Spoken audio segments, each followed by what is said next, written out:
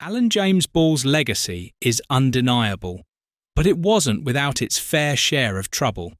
His decision to resign from Manchester United during the club's financial struggles led some to see him as greedy, while his coaching career had its own setbacks, with teams failing to live up to expectations after his time in charge.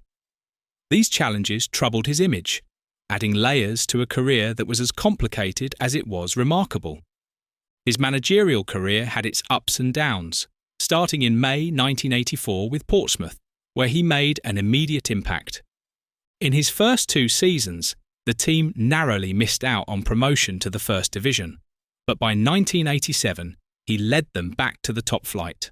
Unfortunately, after just 1 season among the elite, Portsmouth was relegated, and in January 1989, Ball was sacked due to a lack of serious promotion challenges and a falling out with chairman Jim Gregory. Ball moved on quickly, first joining Colchester United as Jock Wallace's assistant and later taking the same role at Stoke City under Mick Mills. When Mills was sacked, Ball took over as manager. He made sweeping changes to the squad, but the gamble didn't pay off. Stoke was relegated to the 3rd Division for the first time in 63 years. Despite early promise for promotion in 1990-91, Ball's team's form crumbled, and after a humiliating 4-0 defeat to Wigan Athletic, he was dismissed. In 1991, Ball became the manager of Exeter City, where, despite limited resources, he managed to keep the team in the 3rd Division. In 1992, he also worked as a coach with the England national team during the European Championships, though the tournament was a disappointment. In January 1994, he took over at Southampton, where he worked wonders with Matthew Le Tissier, who thrived under his management. Southampton avoided relegation, and Ball's influence continued to grow, but in July 1995, he was tempted away to become Manchester City's manager. But his time at Main Road was controversial. Despite a difficult start to the 1995-96 season, he was named Premier League Manager of the Month in November after a turnaround in form, but City was relegated at the end of the season. His stint at Manchester City ended in resignation after just 3 games in the following season, due to the club's financial troubles. In 1998, he returned to Portsmouth, saving them from relegation and guiding them through a miraculous escape, but his contract was terminated in December 1999 with the club in mid-table. Sadly, at 61, his life was tragically cut short in the early hours of April 25, 2007, at his home in Hook Fareham, Hampshire. He suffered a heart attack while trying to put out a fire in his garden, which had started from a bonfire he was using to burn garden waste. The fire reignited and spread to a nearby fence. His funeral took place at Winchester Cathedral on May 3, 2007. Many of his former football teammates came to pay their respects, and as a final tribute, the flat cap he was so well known for was placed on top of his coffin. On July 29, 2007, the Alan Ball Memorial Cup was held, a charity match featuring 2 teams of former international players, with England versus the world as the theme. His football journey was a rollercoaster, both as a player and manager, and it all began in his hometown of Farnworth, Lancashire. While still at school, he played for Ashton United, the team his father managed, but his passion for the sport often led to tension with his headmaster. He eventually left Farnworth Grammar School without qualifications, but football was always his true calling. Initially, Ball's dream of becoming a professional footballer seemed uncertain. After training with Wolverhampton Wanderers, the club decided not to offer him a contract, citing his size as a drawback. Bolton Wanderers also passed on him, with manager Bill Ridding considering him too small. However, thanks to a favour from his father's old friend, who was the coach at Blackpool, Ball was given a trial. He impressed quickly, signing as an apprentice in 1961 and turning professional the following year. At just 17, he made his league debut against Liverpool in 1962, making him Blackpool's youngest ever debutant at the time. His performances attracted the attention of bigger clubs, and, in August 1966, Everton signed him for a then-record £112,000. At Everton, Ball joined what would be regarded as one of the club's best midfield trios, alongside Colin Harvey and Howard Kendall, affectionately known as the Holy Trinity. Under their leadership, Everton won the 1970 Football League Championship, though they fell short in the FA Cup and other competitions. Ball made 259 appearances for Everton, scoring 79 goals, before a record £220,000 transfer took him to Arsenal in December 1971.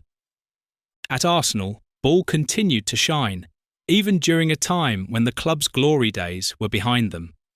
Despite being part of the double-winning squad in 1971, Arsenal struggled in the following seasons, and by 1974, Ball was made club captain. However, injuries began to take their toll, with a broken leg in 1974 and another injury in 1975 that kept him out of action for long periods. In 1976, with Arsenal in decline, Ball was sold to Southampton for £60,000. His arrival at Southampton marked the start of a new chapter in his career, helping the team gain promotion to the First Division in 1978. He also helped them reach the 1979 League Cup final, although they lost to Nottingham Forest.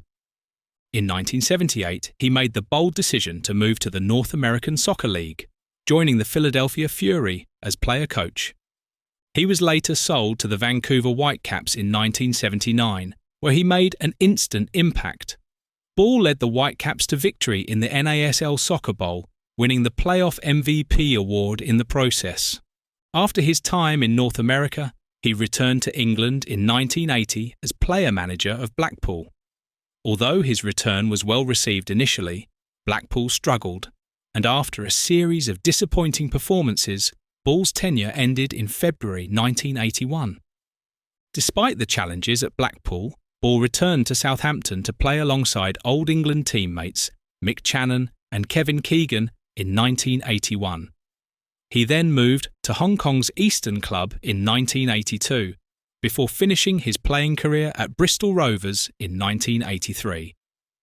His international career was just as impressive as his club journey, and he's remembered as one of the heroes of England's 1966 World Cup win.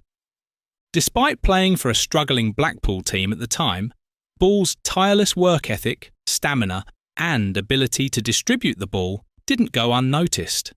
England manager Alf Ramsey was quick to recognise his potential and gave him his international debut. Ball was still just 19 at the time, and Ramsey was preparing for the 1966 World Cup, experimenting with a midfield setup that could balance both defensive and attacking duties.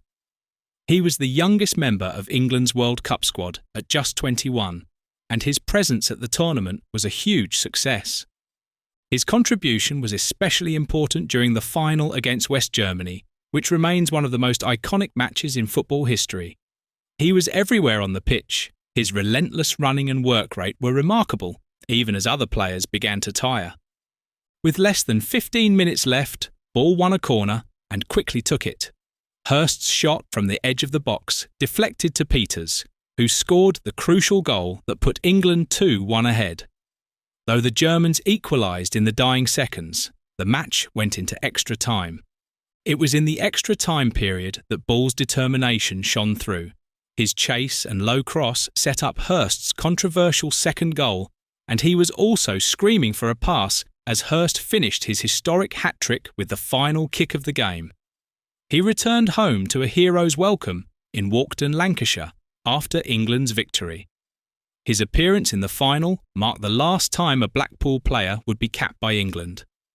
Ball's career continued as he was part of the squad that defended their World Cup title in Mexico in 1970.